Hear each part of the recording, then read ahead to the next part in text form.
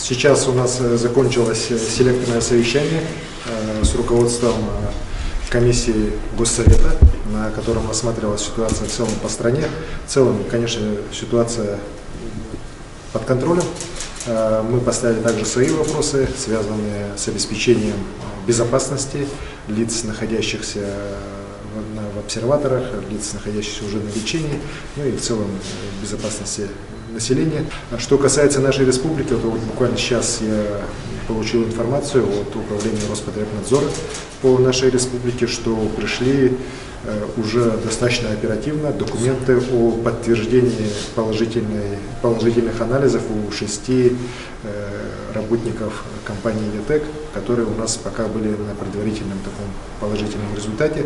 То есть можно сказать, что у нас в республике вот как раз 7 работников компании ЕТЭК, они все уже сегодня получили статус официально больных новой коронавирусной инфекцией. Все они находятся сейчас на излечении, состояние удовлетворительное.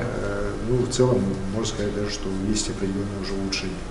Поэтому мы желаем им выздоровления. Ну и, конечно же, надеемся, что уже вот следующие анализы, которые сегодня делаются, они уже не будут положительными у других. Там сегодня у нас находится уже порядка 50 наших жителей, так, в обсерваторе. Анализы у всех взяты, они обрабатываются, но будут предварительно уже известны завтра. Так, какие результаты есть по тем лицам, которые сейчас находятся у нас в обсерваторе в городе Якутске. А скажите, пожалуйста, какая мера поддержки будет оказана малому и среднему бизнесу вот в рамках данной ситуации, и будет ли эта ситуация признана форс-мажорной? Мы исходим из того, что, безусловно, это форс-мажорная ситуация, и я дал поручение готовить решение правительства, которое на следующей неделе мы обязательно уже примем.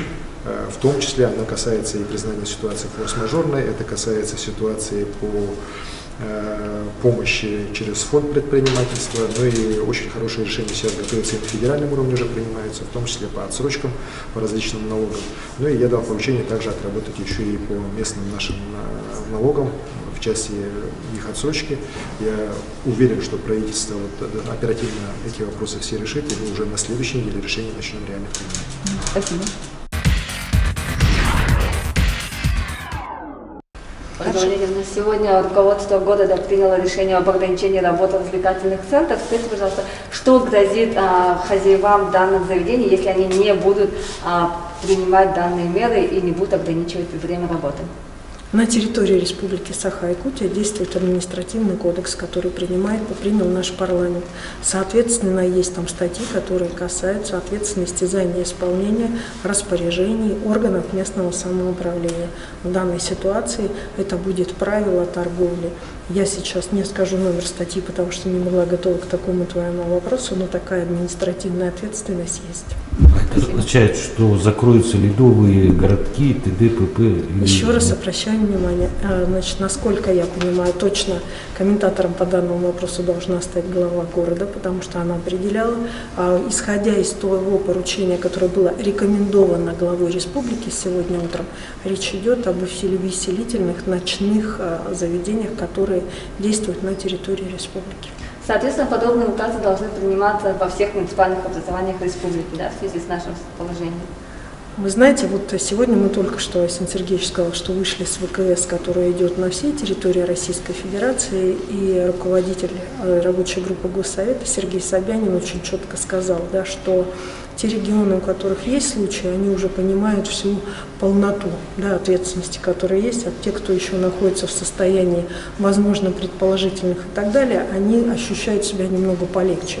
Но всем нужно понимать, что это может возникнуть у каждого, не нужно закрывать уже завтра. Например, все в других муниципальных образованиях, например, там, значит, в том же Булунском, Нижнеколымском районе, но нужно быть к этому готовым.